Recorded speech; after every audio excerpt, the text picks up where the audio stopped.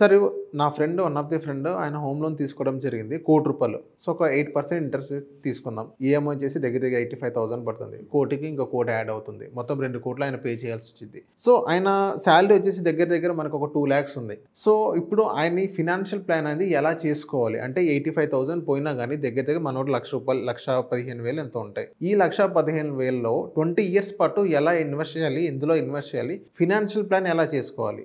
ఇప్పుడు సహజంగా home loan విషయంలోకి వచ్చేసరికి ఇండియన్ మెంటాలిటీ, పర్టికులర్ గా తెలుగు వాళ్ళ మెంటాలిటీ ఎట్లుంటుందంటే అసలు హోమ్ లోన్ క్లియర్ చేసేదాకా వాళ్ళు పెట్టుబడి పెట్టాలని కూడా ఇష్టపడరు. అవును, తీసుకొని తీర్చేదాకా నిద్రపోరు. అసలు దాన్ని తీర్చాల్సిందే.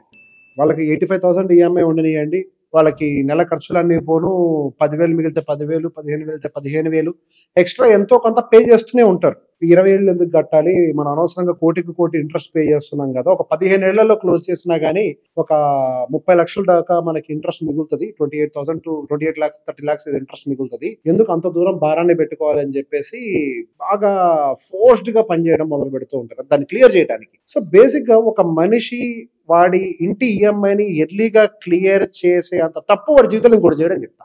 ఎందుకు sir? That was the biggest mistake, ఎర్లీగా హోమ్ లోన్ క్లియర్ చేయడం అనేది. ఎందుకు? ఇంట్రెస్ట్ రేట్ ఎంత చెప్పారు? 8. ఎవడైనా ఇస్తాడు ఆ రేటు కప్పు? నేను తీసుకుంటా, ఇస్తా చెప్పండి ₹1,00,00,000. ఎవరైనా ఇస్తారా? మీరు ఇల్లు కొంటేనే కదా 8% మీకు ఇంట్రెస్ట్ దొరికేది. అవును, మళ్ళీ మీకు పర్సనల్ లోన్ కావాలన్నా వాడు 8% ఇయ్యాడు కదా. అంత లోయెస్ట్ ఇంట్రెస్ట్ రేట్ ఎక్కడైనా మీకు దొరుకుతుందా? దొరకదు. మరి మొత్తం కలిపి అది డిక్రీజింగ్ రేట్ లో ఉంటుంది, అది బేసిక్ ఇంట్రెస్ట్ రేట్ కూడా.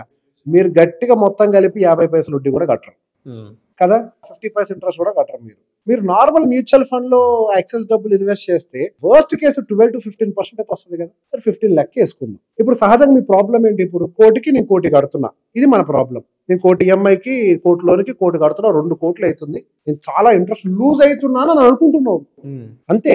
You are not losing any interest. మీరేమన్నా ₹1,00,00,000 ఇవాళ తీసుకొని రేపు కట్టేస్తున్నారా తిరిగి 20 సంవత్సరాలకి? సరే ఓకే, నేను కోటి కడుతున్నా కదా, నేను ఆ కోటి కూడా నేను సంపాదించాలి. నేను ఆ కోటి పోగొట్టుకోవడానికి రెడీగా లేను. ఏదైనా చిన్న ఇన్వెస్ట్మెంట్ ఉంటే చెప్పండి, నా దగ్గర పెద్దగా డబ్బులు లేవు అని అంటే.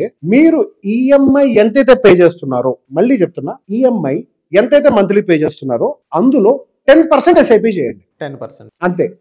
ఈఎంఐ ఎంత? 80 వేసుకోండి. 85 వేసుకోండి. 85,000. దాంట్లో 10% ఎంత?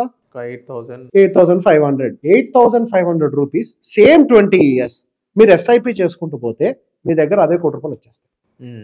Very simple. అది మీరు ₹1,00,00,000 కట్టారనే కదా మీ బాధ, ఆ మొత్తం ఇక్కడ కవర్ అయిపోతుంది.